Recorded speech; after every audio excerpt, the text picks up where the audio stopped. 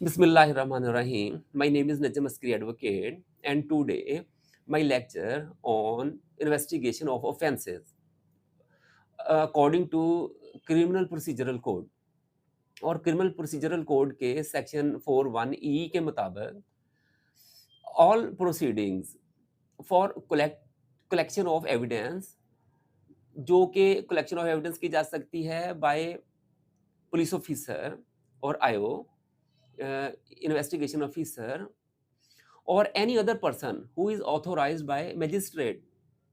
इसमें मजिस्ट्रेट खुद शामिल नहीं है और ये इन्वेस्टिगेशन की जा सकती है for collection of evidence and under section 202 of CrPC there can be investigation by a magistrate himself और नंबर 2 जस्टिस ऑफ पीस और इसके अलावा any other person who is authorized by magistrate under 202 section CrPC के मुताबिक।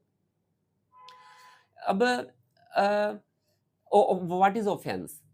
Offence means any act or omission which is punishable by any law of Pakistan for time being in force, तो वो कहलाएगी का offence. और Pakistan penal code PPC is सबसे बड़ा जो ऑफेंसेस और पनिशेबल करता है, तो वो पाकिस्तान का पीपीसी का कोड है, पाकिस्तान पीनल कोड कोड कहलाएगा। और और इसके अलावा और भी पाकिस्तान के ऑफेंसेस के कवानीन हैं, जैसे हदूद लॉज वगैरह और एंटी करप्शन के लॉज। इसमें जो प्रोहिबिशन की गई है या कोई एक्ट आप ना करें तो वो आएगा, इसमें ऑफेंस में आएगा। अब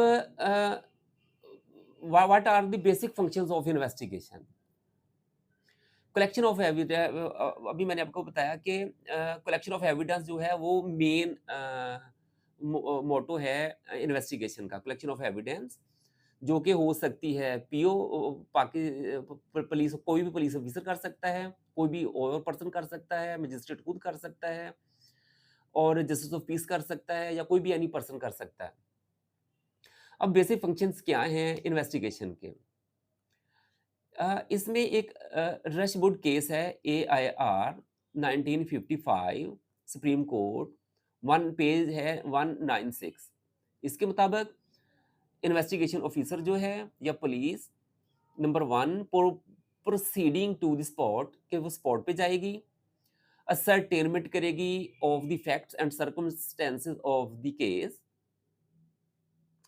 ये इसका दूसरा है कि, और तीसरा है discovery and arrest of suspected offender. Number 4 है basic function collection of evidence including, जिसमें शामिल है एग्जामिनेशन ऑफ वेरियस पर्संस जिस और अक्यूज्ड पर्सन और उनके बयानात को राइट डाउन करना। फिर आगे है search of places and seizure of things, यानी कि तलाशी लेना जगहों की और चीज़ों को कब्जे में लेना जो कि इन्वेस्टिगेशन के लिए ज़रूरी हों और ट्रायल के मौका पर पेश करने होते हैं पुलिस को इन द कोर्ट। और बेसिक फंक्शन ये भी होता है कि फॉर्मेशन ऑफ ओपिनियन अपनी बिल्ड करना पुलिस की, कि आया कि कलेक्शन जो की है मटेरियल की, ये मुलजम को अदालत में इसकी बुनियाद पर लेके जाया जा सकता है कि नहीं। अगर लेके जाया जा सकता है तो फिर चार्जशीट तैयार करना अंडर सेक्शन 173 ऑफ सीआरपीसी। ये बेसिक फंक्शंस हैं इन्वेस्टिगेशन के।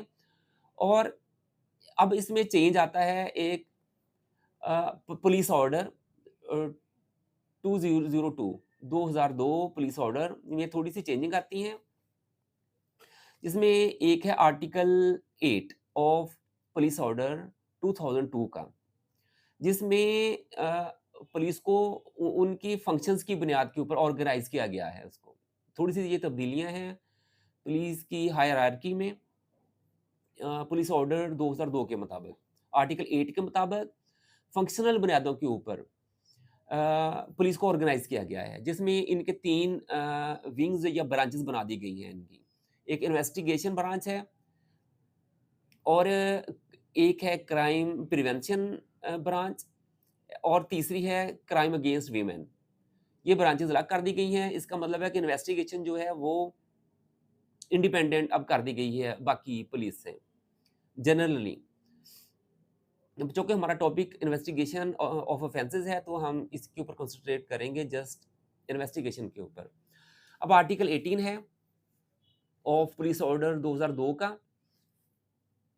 इसके मुताबिक आर्टिकल 18 के मुताबिक additional inspector general of police वो हेड होगा इन्वेस्टिगेशन का इन दी प्रोविंस। फिर उसके सबसे हाईएस्ट ये है, फिर उसके नीचे एसएसपी है, वो हेड होता है of investigation in capital city district. और इसके बाद नीचे इसकी हायरार्की आती है एसपी, इन सिटी में हेड ऑफ इन्वेस्टिगेशन होगा।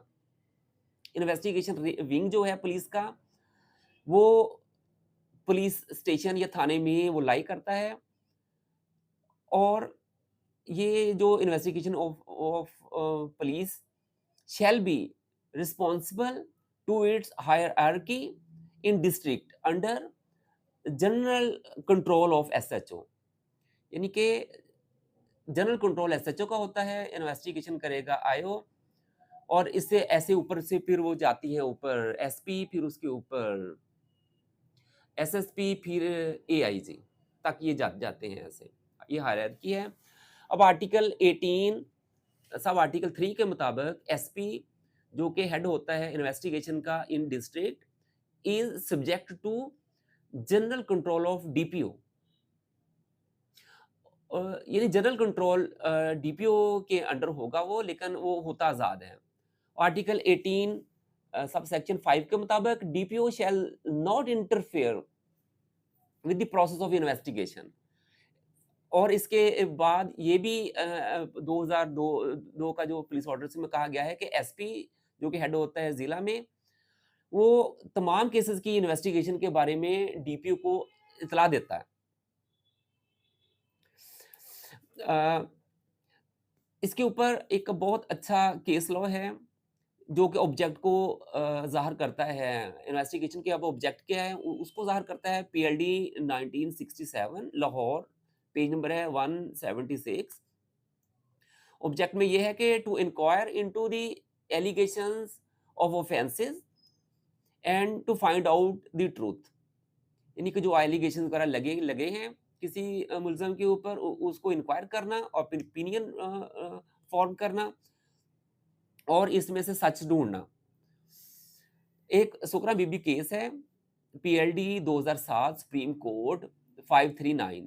उसके मुताबिक investigation is not controlled by FIR. It means that कि ये जो तफ्तीश होगी ये आज़ाद होगी, इन्वेस्टिगेशन आज़ाद होगी और पुलिस जो है वो एफआईआर के मुताबिक नहीं, अपनी इन्वेस्टिगेशन के मुताबिक अपनी ओपिनियन बिल्ड करेगा as mandated by police rules 1934, rule number 2525.2 sub rule 3 के मुताबिक पुलिस आज़ाद है अपनी ओपिनियन बिल्ड करने में और केस को आगे प्रोसीड करने में। एक और मार्वलस केस लॉ है Bashir case, Mohammad Bashir case, PLD 2007 supreme court, page है 539। इसके मुताबिक police in general and IO specially exercise only the powers expressed conferred on them by law. यानी कि जो लॉ ने इनको दी होती है उसके मुताबिक ये अपनी ये फोर्स जो जो ये पावर्स हैं इन्वेस्टिगेशन की वो कर रहे होते हैं। और there is no such thing as inherent powers of police is exist. यानी कि इनहेरेंट पावर्स नहीं है, ये इनको किसी ना किसी लॉ ने दी होती हैं, तो तब वो ये काम कर रहे होते हैं अपना। और मोहम्मद बशीर केस के मुताबिक मजीद ये कि no police officer was obliged to go through whole length of investigation, कि कोई भी मतलब पुलिस को ये नहीं कह सकता कि आपने हर सूरत में क्यों तफ्तीश करनी है या पूरी की पूरी तफ्तीश करनी है या कैसे करनी है, ये डिस्क्रिशन है पुलिस ऑफिसर की। This is my topic. Thank you.